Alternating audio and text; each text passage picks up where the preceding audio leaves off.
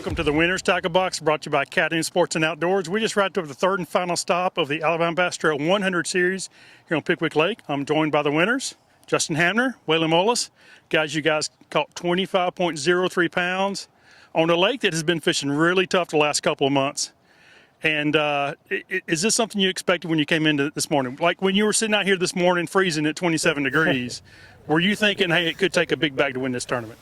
I always think it's going to take a big bag when you're on Pickwick just because the fish live in here, but it has been fishing really tough. I mean, our practice was, it was pretty brutal, but yesterday got on something. I mean, I caught like a 5 and a 4 of one little spot, and we're just going to run with it. So we kind of milked it for all it was worth, and honestly, it was way better than I was expecting.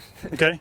So you get to your spot first thing this morning. Did you have any other company, other boats there that stopped as well?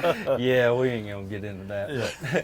But I think they did pretty good too, but yeah. So you had a little bit of company. Yeah. Obviously, you didn't let it bother you. You guys got to your business going. How quick did you get on these fish?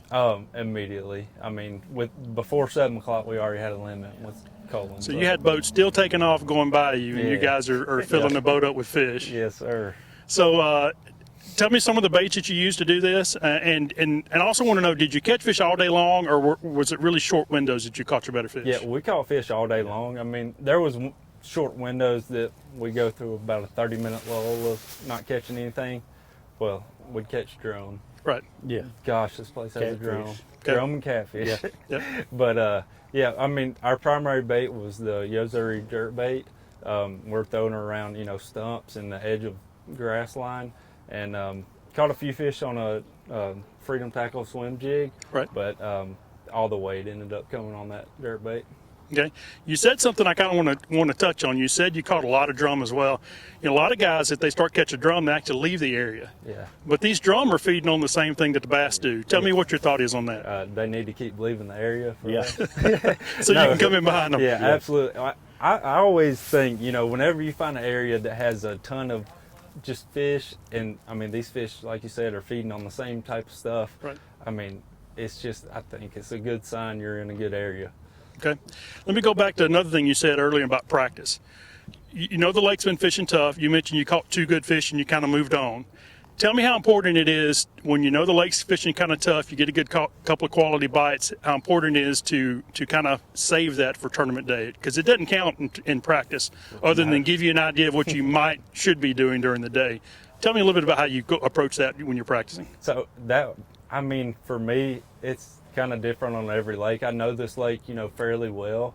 Been here several times. So once I got 2 bites, good bites like that, all I did was, go around and find as much stuff as I can that's set up like that. And already, having experience on this lake, I already knew several spots. So I could just lay back and, that first one was kind of wondering. That second one, yeah, we're on to something. Right. Was that the only place you fished all day, or did you move off of it at any point during the day? We did move around a few times. Okay. But it was the same type of setup stuff. Okay. Guys, these tournaments aren't easy to win. At least I see you got some of the baits and rods and reels you use here. That one right there was the moneymaker today. She's been chewed on. Yep. So. That's that Yozuri deep diving jerk bait. Okay. What kind of water depth does that bait run? It runs in about 7 to 8. Okay. But we were actually fishing it shallower. But I was just, really, that longer bill helps deflect off of stuff really well. So that's why I use Was it a slow retrieve, or are you working it pretty hard? It's pretty moderate. It wasn't super slow. They wouldn't eat it if you were just letting it sit still. Right. But not ripping it. Okay. So. And so you look like you got a little swim bait. Yeah, we got the swim jig there. Caught some fish on it this morning. Now that was slow, just real slow on the edge of that grass.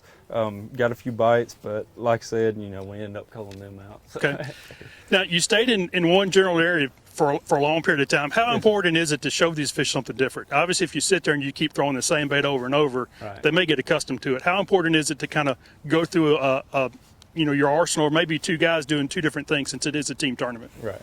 Yeah, and changing the colors and stuff is a big deal. That's what we were doing all morning. We were switching jerk baits, changing, maybe change to a smaller one or bigger one, trying to figure it out. But yeah, it's definitely helps to give them a variety. Great job, guys. Big bag on Pickwick. We always know it's possible. You're the ones that did it today.